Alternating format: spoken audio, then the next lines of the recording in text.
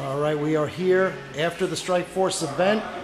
We're here with legendary trainer Greg Nelson. How you doing, Greg? Doing very good, thank you. All right, you worked with Paul Bradley today? Yes. And got the victory? Thank you, yeah. Yeah, so looking good. Paul's another phenomenal wrestler, and you trained some great wrestlers, Sean Sherk and UFC heavyweight champion Brock Lesnar. Yes, those are a couple of the ones that we have coming up. Well, Brock Lesnar right now, he's got a big fight coming up. Now, this is the first guy that's really his size, Shane Carwin. And what are you expecting in that fight? Well, being a big guy that moves well, we have a guy that's, again, we're looking almost similar to a mirror across the cage. Shane has very good hands for a heavyweight, too, for a wrestler. He comes in with a good pedigree, two-time national champion, obviously 10 knockouts. So we got to be really thinking about those hands coming in and not getting sloppy in there at all, but really thinking about this battle strategically as far as who's going to get that leather on the face first, and that might be one of the big factors of this fight. Absolutely. Now, in the mirror fight, Brock Lesnar, dominant on the ground as always. In the stand-up, he didn't look quite that comfortable. Amir was able to get some shots on him. He looked like his chin took it pretty well, but then he went right for the takedown. Against a guy like Carwin, you may not get the takedown that easy. Yeah, on this one we didn't. With the last fight with Mir, we didn't work, tons of stand-up simply because we knew that, obviously he'd be gunning for a submission more than a knockout. And the fact that the last fight that he fought him with, he was able to hit him and put him down pretty easy.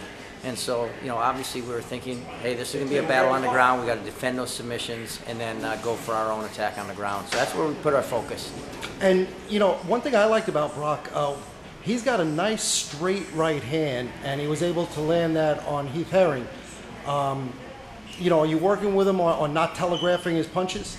Yeah, what the goal is now, get his hands a little bit smoother, start to add them in with his shots, faking the shot, going in for the punches. Just getting his arms more natural in their movement to punch. He has very long reach. He has the same reach as Tim Sylvia, and so that's something that, again, is going to come to an advantage as it did with the Heath Herring. And as he gets smoother, more comfortable with those hands, then obviously the size and the fact that he's very fast, that's going to, again, give him the knockout power that he needs. And a lot of wrestlers, obviously MMA, you have to punch and everything. A lot of wrestlers don't really enjoy that, though. How does Brock like the stand-up sparring? Brock really likes to spar. He likes to get in there. He likes to mix it up. To him, it's really fun. He's loving training mixed martial arts. It's something that he gets to do. He doesn't have to do it by any means, so he has a super fun time doing it. And when you got a guy with that much talent, with the means to do and bring in whoever he wants, and then he just loves training, man, that's the easiest job for a coach at that point. Right, and Shane Carwin, had some derogatory comments to make. He doesn't like Brock's, I guess, post-fight antics and stuff. Does that fire up Brock Lesnar? Not really. Brock takes everything very well in stride.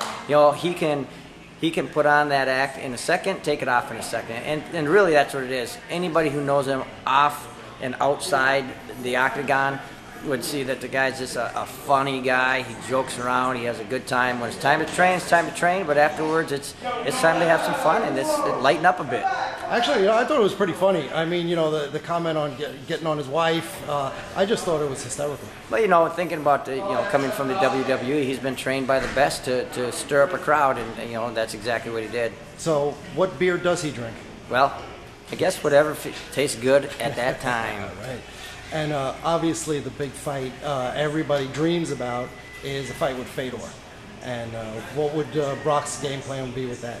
Well, we've seen that Fedor's had some problems with the wrestlers taking him down, whatever. But I think the size would be a big thing because Fedor would literally be giving up, potentially 60 pounds in this fight. He's working around at 240, and Brock can get up to, potentially 300, especially if he fought him in a situation where he didn't have to cut down to 65. But even when he cuts down to 65, he's back up to 75, 80, so there's good weight advantage there. And the fact that also that he's learning like a sponge. He's picking up stuff like a sponge.